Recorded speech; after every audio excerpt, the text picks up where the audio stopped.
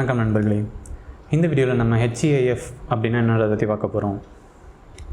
HEIFனா என்னென்னு பார்த்தீங்கன்னா high efficiency image file format. இது வந்து JPEG ஒரு ஆல்டர்னேட்டாக சொல்லியிருக்காங்க. ஸோ அதுக்கு முன்னாடி JPEG எப்போ வந்துச்சுன்னு பார்த்தீங்கன்னா கிட்டத்தட்ட ஒரு 29 வருஷத்துக்கு முன்னாடி இந்த ஃபைல் ஃபார்மேட்டை கொண்டு வந்தாங்க. ஸோ இது வந்துட்டு மூவிங் பிக்சர்ஸ் எக்ஸ்பர்ட்ஸ் குரூப் அப்படின்ற ஒரு ஸ்டாண்டர்ட்ஸ் ஆர்கனைசேஷன் இருக்குது. ஸோ அவங்க தான் இந்த மாதிரி இண்டஸ்ட்ரி ஸ்டாண்டர்ட்ஸ்லாம் க்ரியேட் பண்ணுவாங்க நிறைய ரிசர்ச் பண்ணி. ஸோ இது வந்து ரொம்ப வருஷத்துக்கு முன்னாடி பண்ணதுனாலும் அப்போதைய டெக்னாலஜிக்கு என்ன பண்ண முடியுமோ அதுதான் அந்த JPEG ஃபைல்ஸை வச்சு உருவாக்குனாங்க. ஸோ இப்போ ரொம்ப வருஷம் ஆகிடுச்சு, நிறைய டெக்னாலஜி இம்ப்ரூவ் ஆகிடுச்சு, நிறைய ஹார்ட்வேர் இம்ப்ரூவ் ஆகிடுச்சுன்னும்போது சரி இந்த JPEGோட இன்னும் எஃபிஷியண்ட்டாக ஒரு ஃபைல் ஃபார்மேட்டை வேணுன்றதை பற்றி யோசிச்சாங்க. ஸோ அதன்படி அவங்க ரிசர்ச் நிறைய பண்ணி 2015 இந்த HEIF ஃபைல் ஃபார்மேட்டை கொண்டு வந்தாங்க.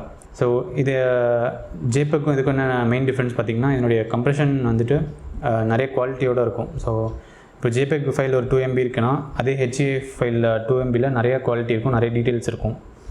ஸோ இல்லை JPEGல இருக்க அளவுக்கு அதே குவாலிட்டினா அந்த ஃபைல் வந்து வெறும் ஒரு 1 MBயில் இருக்கும் HEIFல. ஸோ இந்த மாதிரி கிட்டத்தட்ட ஸ்டோரேஜ் ஸ்பேஸ் பாதி ஆகுது. ஸோ இந்த மாதிரி நான் பார்த்திங்கன்னா நான் எடுக்கிற இமேஜஸ்லாம் ஸ்டோர் பண்ணிகிட்டே தான் இருப்பேன், எதுவுமே டெலிட் பண்ண மாட்டேன் அவ்வளோ சீக்கிரம். ஸோ அப்படி இருக்கும்போது எனக்கு ஸ்டோரேஜ் ஸ்பேஸ்ன்றது சீக்கிரம் காலி ஆகிட்டே போகும். அப்படி இருக்கும்போது இந்த HEIF ஃபைல் ஃபார்மேட் வந்துச்சுன்னா ஸோ என்னோடய ஸ்டோரேஜ் ஸ்பேஸ் வந்து கிட்டத்தட்ட பாதி ஆகிடும். ஸோ அதிலே எனக்கு நிறைய மிச்சமாகும், நிறைய சேவ் பண்ண முடியும் என்னால்.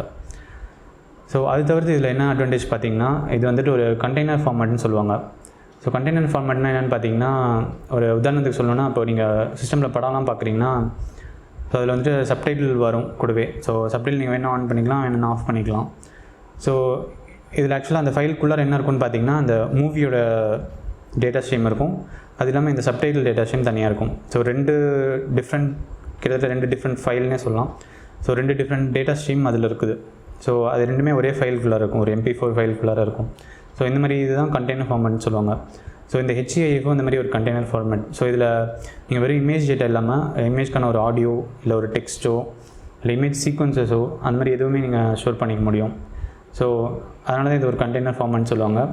ஸோ இதுவே நீங்கள் JPEGல பார்த்தீங்கன்னா அந்த மாதிரி பண்ண முடியாது, வெறும் ஒரு இமேஜ் டேட்டா தான் இருக்கும், கூட ஒரு அதிகபட்சம் மெட்டா டேட்டா இருக்கும். அதை தவிர்த்து வேறு ஆடியோவோ வேறு டெக்ஸ்ட்டோ இல்லை சீக்வன்ஸ் இமேஜ் ஜிஃப் மாதிரியோ எதுவும் ஸ்டோர் பண்ண முடியாது. அதுவே நீங்கள் இந்த HEIF எடுத்துட்டிங்கன்னா நீங்கள் வெறும் இமேஜாகவும் எடுத்துக்கலாம், இல்லை இமேஜ் கூட ஒரு ஆடியோ இல்லை இமேஜ் சீக்வன்ஸ், அதாவது ஒரு ஜிஃப் ஃபைல். ஸோ ஜிஃப்ன்ற தனி ஃபார்மேட் இல்லாமல் நீங்கள் HEIFலேயே ஸ்டோர் பண்ணிக்க முடியும் அந்த மாதிரி ஜிஃப் ஃபைல்ஸை. ஸோ அது தவிர்த்து என்னென்னு பார்த்தீங்கன்னா இதில் ஆல்ஃபா சேனலும் உண்டு.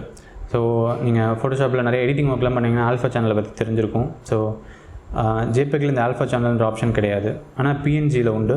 ஸோ சில இதுக்கெல்லாம் PNG தான் யூஸ் பண்ணுவாங்க அந்த மாதிரி ஆல்ஃபா சேனல் தேவைப்படும் போது. ஸோ இந்த HEIFல இந்த ஆல்ஃபா சேனலுக்கும் சப்போர்ட் இருக்குது. ஸோ கிட்டத்தட்ட எல்லாமே இந்த ஒரு ஃபைல் ஃபார்மேட்டில் இருக்குது.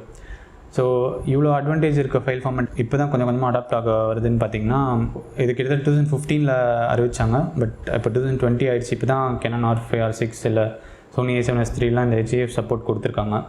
ஸோ இது எதனாலன்னு பார்த்தீங்கன்னா ஒன்று ஹார்ட்வேர் ரீசன்ஸாக இருக்கும். ஸோ ஹார்ட்வேருடைய கேப்பபிலிட்டி அதுக்கு மேட்ச் ஆகிற மாதிரி இருக்குன்னு வெயிட் பண்ணியிருக்கலாம். இன்னொன்று வந்துட்டு என்ன இருக்குன்னா ஸோ எல்லாருமே JPEG யூஸ் பண்ணும்போது இப்போ புதுசாக கொடுத்தா எந்தளவுக்கு அது வேலைக்காகும், எந்தளவுக்கு எல்லோரும் அதை அக்செப்ட் பண்ணிப்பாங்கன்னு தெரியாததும் ஒரு காரணமாக இருக்கலாம். பட் இப்போது Canonலேயும் Sonyலேயும் அந்த சப்போர்ட் கொடுத்துருக்காங்க ரீசெண்டாக அந்த கேமராஸில். ஸோ இன்னும் ஃப்யூச்சரில் எல்லாத்துலேயும் அதை சப்போர்ட் கொடுப்பாங்கன்னு எதிர்பார்க்க முடியும். ஸோ இந்த சப்போர்ட் வந்துச்சுன்னா எல்லாருமே நல்ல விஷயம்னா அதே குவாலிட்டி டேட்டாவை பாதியான ஃபைல் சைஸில் ஸ்டோர் பண்ண முடியும். ப்ளஸ் இன்னும் நிறையா அடிஷ்னல் ஃபீச்சர்ஸும் இதில் இருக்குது. இந்த HEIF கூடவே இன்னொரு வீடியோ கோடக்கும் பண்ணாங்க. ஸோ இப்போ எப்படி JPEG ஆல்டர்னேட்டாக இந்த HEIF கொண்டு வந்தாங்களோ இப்போ கரண்ட்டாக இருக்கிற வீடியோ கோடெக்ஸில் இன்னும் எஃபிஷியண்ட்டாக ஸ்டோர் பண்ணுறதுக்காக, இன்னும் எஃபிஷியண்ட்டாக கம்ப்ரெஸ் பண்ணுறதுக்காக HEVC அப்படின்னு ஒன்று கொண்டு வந்தாங்க. அதாவது ஹை எஃபிஷியன்சி வீடியோ கோடிங் அல்லது H265ன்னு சொல்லுவாங்க.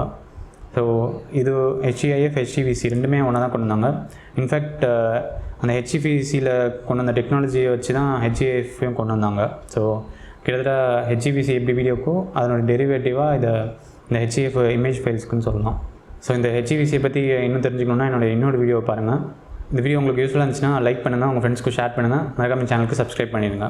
நன்றி, வணக்கம்.